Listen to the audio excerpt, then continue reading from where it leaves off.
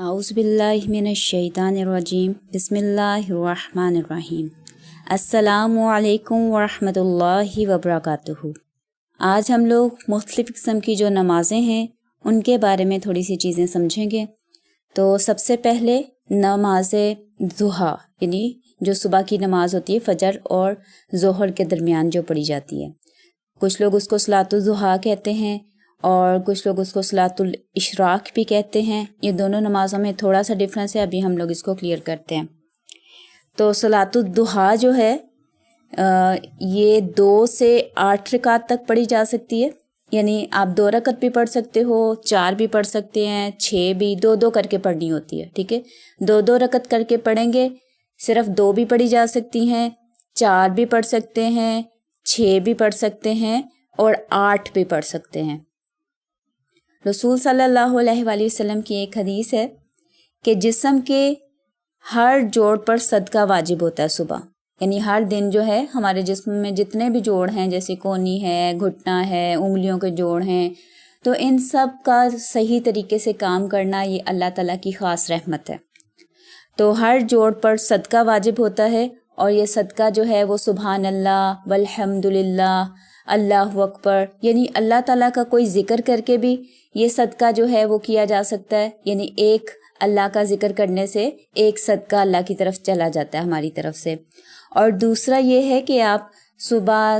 فجر کی نماز کے بعد، سورج نکلنے کے بعد جو ہے ظہر کی نماز سے پہلے 2 رکعت اگر یہ صلاۃ الضحیٰ پڑھ لیں تو آپ کا وہ جو صدقہ ہے آپ کے جسم کے جوڑوں کا، اس کا حق ادا ہو جاتا ہے، ٹھیک ہے، یعنی یہ اس کا قائم مقام ہو جاتا ہے۔ پھر اس کے بعد صلاۃ الاشراق، اس کے بارے میں رسول صلی اللہ علیہ وآلہ وسلم کی حدیث ہے کہ جو کوئی فجر کی نماز بعد جماعت پڑھے اور پھر وہیں اپنی جگہ پر بیٹھا رہے اور اللہ کا ذکر، تلاوت، قرآن، کوئی بھی اللہ تعالیٰ کا کلام پڑھے ادھر بیٹھ کر، یہاں تک کہ سورج طلوع ہو جائے، اور اس کے نکلنے کے 15 منٹ بعد تک وہ ادھر ہی بیٹھا رہے، اسی طرح اذکار وغیرہ کرتا رہے، اور پھر وہ جب سورج پوری طرح نکل آئے اور اس وقت وہ 2 رکعت نماز پڑھے تو اس کو پورے حج اور پورے عمرے کا ثواب ملتا ہے۔ تو یہ کام آپ کسی بھی دن کر سکتے ہیں، اور خاص طور جس طرح آج کل وہ عشرہ ذو الحج ہے تو اس میں تو ہر نیک کام کرنے کا بہت زیادہ اجر و ثواب ہے، اللہ تعالیٰ کو بہت پسند ہے، تو ان دنوں میں بھی آپ اس کا اہتمام کر سکتے ہیں، یعنی اپنے گھر بیٹھے بٹھائے آپ کو پورے حج اور عمرے کا ثواب مل سکتا ہے۔ اس کو صلاۃ الاشراق کہتے ہیں۔ پھر اس کے بعد ہے صلاۃ الخسوف، یعنی جو سورج یا چاند گرہن کے ٹائم پر نماز پڑھی جاتی ہے۔ اس میں 2 رکعت نماز پڑھتے ہیں، یعنی 2 رکعت نماز کی نیت کرتے ہیں، اور ہر رکعت میں 2 دفعہ رکوع کیا جاتا ہے اور 2 سجدے، جیسے نارمل ہم عام رکعت میں کرتے ہیں۔ تو رکوع کرنے کا کیا طریقہ ہے؟ جیسے ہم عام نماز پڑھتے ہیں اور ثنا پڑھنے کے بعد، سورہ فاتحہ پڑھنے کے بعد، ایک چھوٹی سورت تلاوت کرنے کے بعد ہم رکوع میں جاتے ہیں، تو آپ رکوع میں جائیں، رکوع کی تسبیح سبحان ربی العظیم 3 دفعہ، 5 دفعہ یا 7 دفعہ پڑھیں، اور پھر اس کے بعد اللہ اکبر کہہ کے دوبارہ کھڑے ہو جائیں اور دوبارہ سورہ فاتحہ اور ایک چھوٹی سورت پڑھیں، اور پھر دوبارہ رکوع میں جائیں اور پھر دوبارہ کھڑے ہو کر اور پھر سجدے میں جائیں اور 2 سجدے کریں۔ اسی طرح دوسری رکعت میں بھی 2 رکوع اور 2 سجدے۔ تو یہ ہے ہماری سورج یا چاند گرہن کے وقت کی نماز۔ پھر اس کے بعد ہے صلاۃ الجمعہ، جمعہ کے دن جو نماز پڑھی جاتی ہے اس میں مسجد میں نماز پڑھتے ہیں، وہ 2 رکعت ہوتی ہے جماعت کے ساتھ، اور جو خواتین ہیں وہ گھر میں عام ظہر کی طرح 4 رکعت نماز پڑھیں گی، یعنی ایز اے ظہر ہی پڑھیں گی وہ۔ پھر صلاۃ الخوف ہوتی ہے جو جنگ کے دوران پڑھی جاتی ہے، اور اس میں بھی اسی طرح ہوتا ہے کہ جو صحابہ کرام جس طرح انہوں نے پڑھی کہ رسول صلی اللہ علیہ وآلہ وسلم امامت کرا رہے ہوتے تھے، اور پیچھے صحابہ کرام کی ایک صف یعنی ایک لائن جو تھی رسول صلی اللہ علیہ وآلہ وسلم کے ساتھ نماز پڑھتے تھے، اور ایک صف جو تھی وہ اپنا اسلحہ لے کر کھڑے رہتے تھے،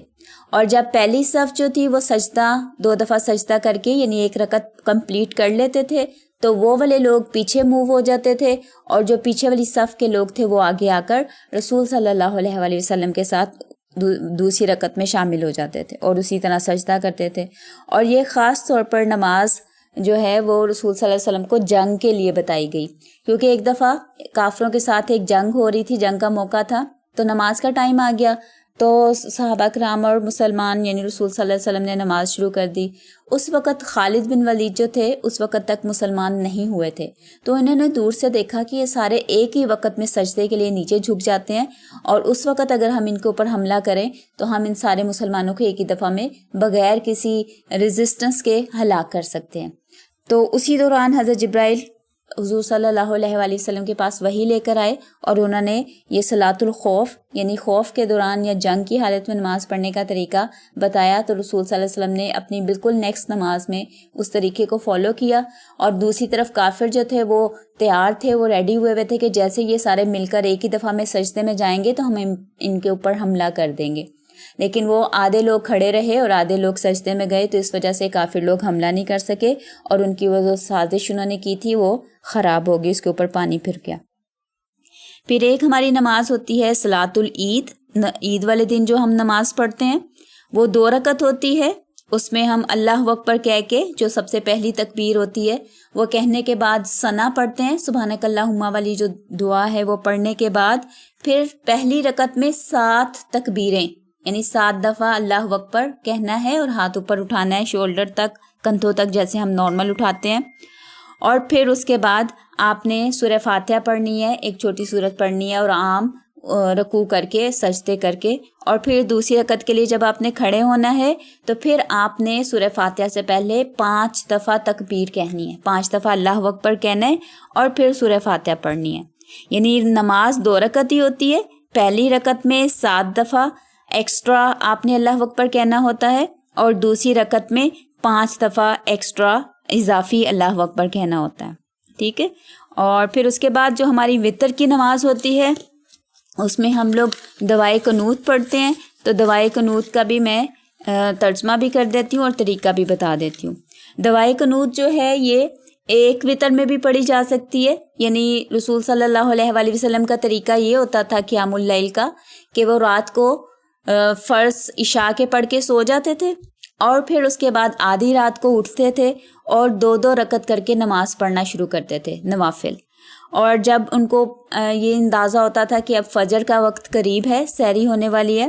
تو وہ 1 رکعت پڑھ کر وتر کی 1 رکعت پڑھا کرتے تھے، اور اس میں دعائے قنوت پڑھتے تھے، سم ٹائمز نہیں پڑھتے تھے۔ یہ وتر کی نماز جو ہے وہ 1 رکعت بھی پڑھی جا سکتی ہے، 3 رکعت بھی پڑھ سکتے ہیں، 5 بھی پڑھ سکتے ہیں، یعنی طاق اس میں پڑھی جاتی ہے۔ اور اس کی آخری رکعت میں رکوع کے بعد آپ کھڑے ہوتے ہیں،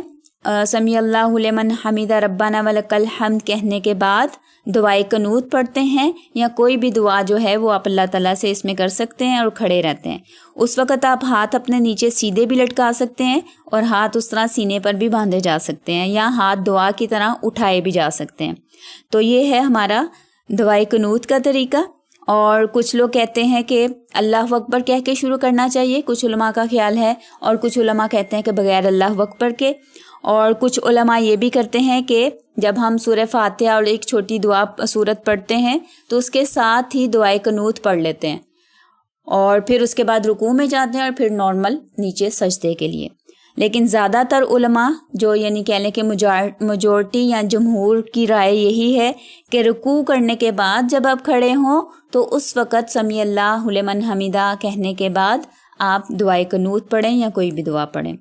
اب دعائے قنوت جو زیادہ ہماری احادیث سے ثابت ہے، یعنی صحیح احادیث سے، وہ ہے اللہم اہدنی فی من ہدیت، کہ اللہ مجھے ہدایت دے، ان لوگوں میں شامل فرما لے جن کو تو نے ہدایت سے نوازا، وعافینی فی من عافیت، اور مجھے عافیت عطا فرما، یعنی مجھے عافیت دے جیسے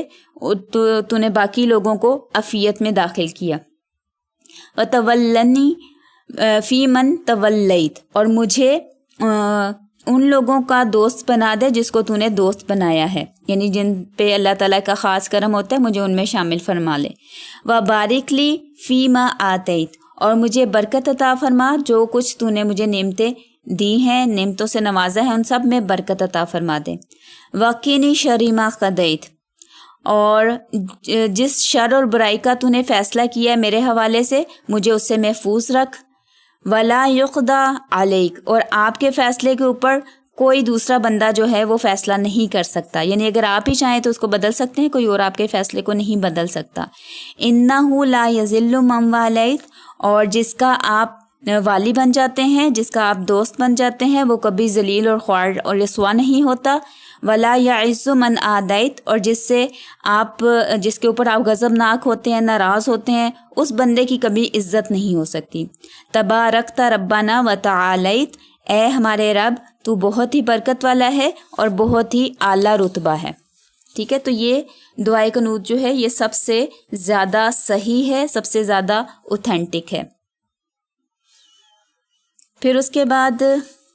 دعائے استخارہ، یعنی اکثر لوگ سمجھتے ہیں کہ شادیوں کے لیے یا جب کسی کا رشتہ کرنا ہوتا ہے تو اس وقت دعائے استخارہ یا استخارہ کیا جاتا ہے، جبکہ رسول صلی اللہ علیہ وسلم ہر چھوٹے سے چھوٹے کام کے لیے بھی استخارے کی دعا اور استخارے کی نماز کا مشورہ دیتے تھے۔ یعنی ایون اگر کسی کا تسمہ بھی ٹوٹ جائے تو اس وقت بھی رسول صلی اللہ علیہ وسلم یہی کہتے تھے کہ تم دعائے استخارہ پڑھو۔ یعنی انسان کے اندر کس آنکھ جھپکنے تک کی تو اس کے اندر قدرت نہیں ہے، اسے اختیار نہیں ہے، جب تک کہ اللہ تعالیٰ کا اذن اور اللہ کی رحمت شامل نہ ہو۔ تو دعائے استخارہ کیا ہے؟ اللہم انی استخیرک بعلمک،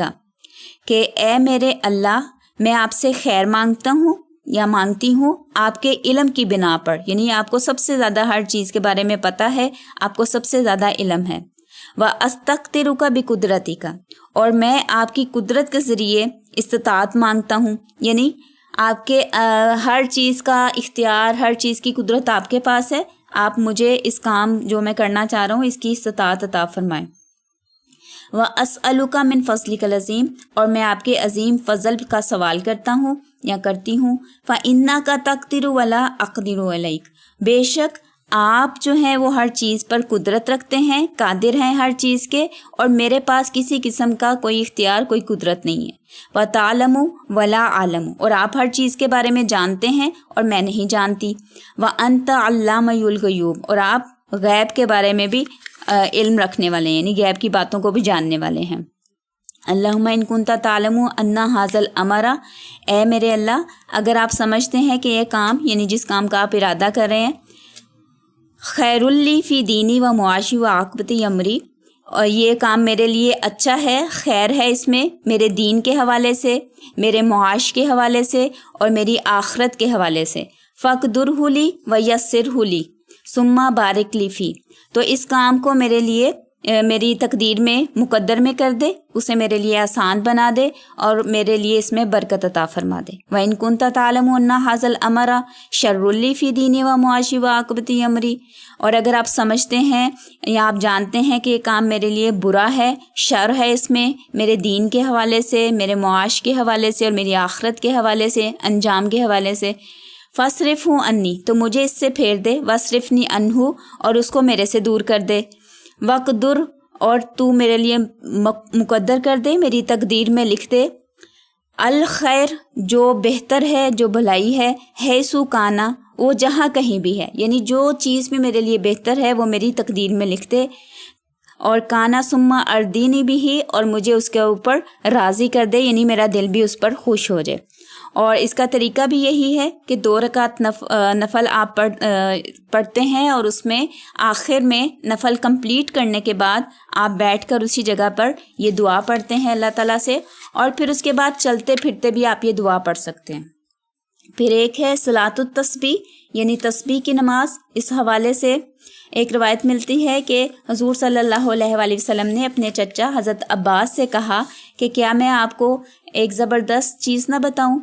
ایک تحفہ نہ پیش کروں، اور وہ پھر انہوں نے بتایا کہ آپ اگر استطاعت رکھتے ہوں تو یہ نماز دن میں 1 دفعہ پڑھ لیں، نہیں تو ہفتے میں 1 دفعہ، یا پھر مہینے میں یا سال میں، اور یا پھر زندگی میں 1 دفعہ ضرور پڑھ لیں۔